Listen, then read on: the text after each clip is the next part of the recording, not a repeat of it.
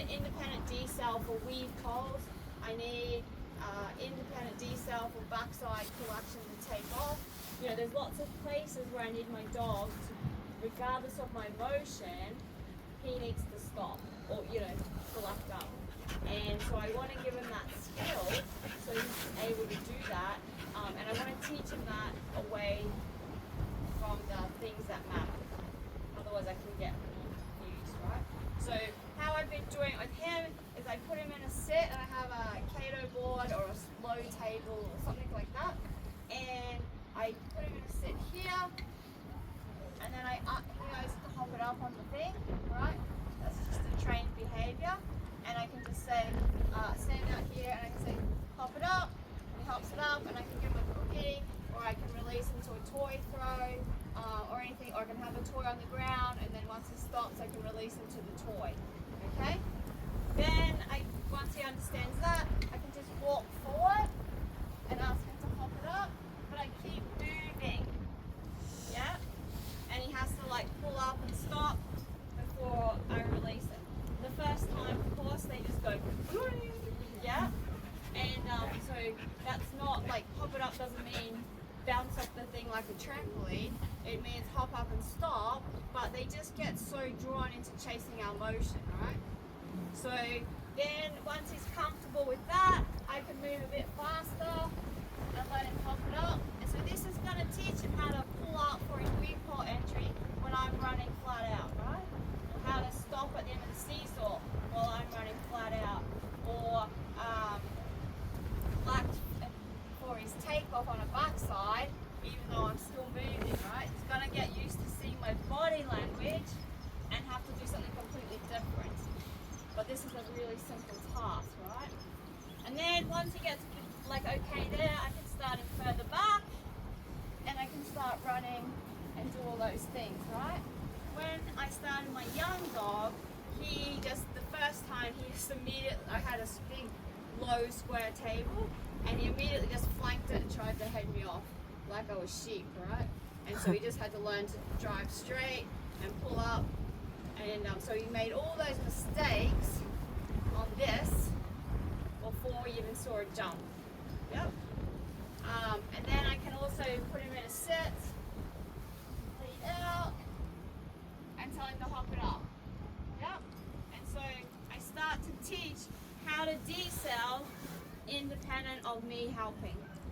Does that make sense? Yep.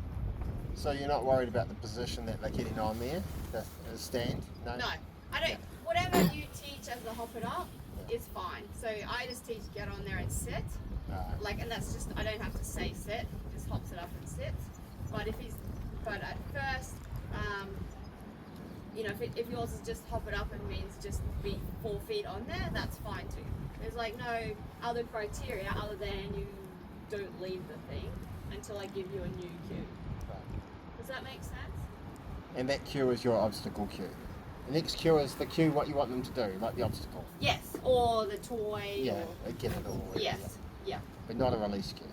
No. Not a specific break. No, I won't say break, get the thing. I'll just say get the toy, or I might call him into side, or I could later send him to an obstacle. And then do you restart from there? So if you had that board and you're using it to teach decel into the leaves and you got the dog to stop on that board, will you then start again from that board?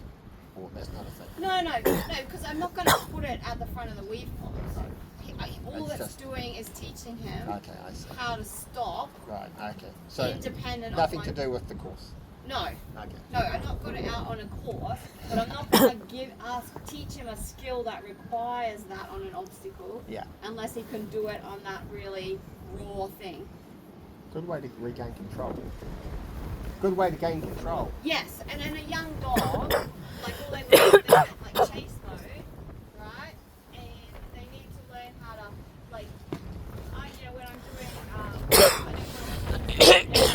get the entry, for a contact on the, seesaw, I don't want to have to stop just for my dog to have self-control.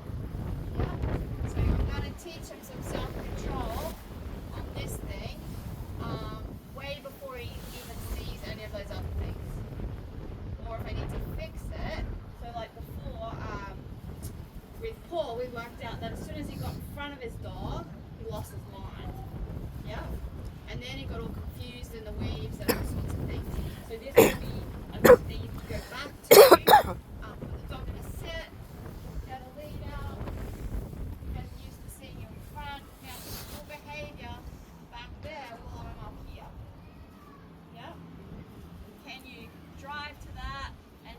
up while I keep belting past. Yep. And it's got no other criteria other than you need to stop. But you can see how that transfers then to like weave poles, where you're like belting along, send the dog to the weaves, and they have to decelerate at that first pole, right? They can't do it just to something like this. Then it's very difficult later when other things have got more complex behaviors. Okay? It's just a way to pull that piece of the puzzle out and fix it. Does that make sense? And sometimes dogs will be better with one side of you than the other. That's perfectly okay. But you can add so many variables, and then later you could add a jump or a tunnel before it. And I also use this game as part of teaching my obstacle discrimination. So I might have a toy, a plank, and a cone, and I'll get the dog, and I'll go get the thing, right? And they have to get the toy and come back, right? Yeah. And then I'll say, put the toy back out, and then I'll say, hop it up, and they've got to hop it up, then they can have the toy if I release to it. Or I can say, wrap the cone, so all the things have value, but it's not like the difference between a wrap on a jump or taking the tunnel. Yeah? If they muck it up here, it doesn't matter. And I can put a little more space between them if I need initially, but I'm teaching my dog those skills before I add all this criteria stuff of, keeping the bars up and blah, blah, blah. Anybody got any questions about that? No? Alright, so that's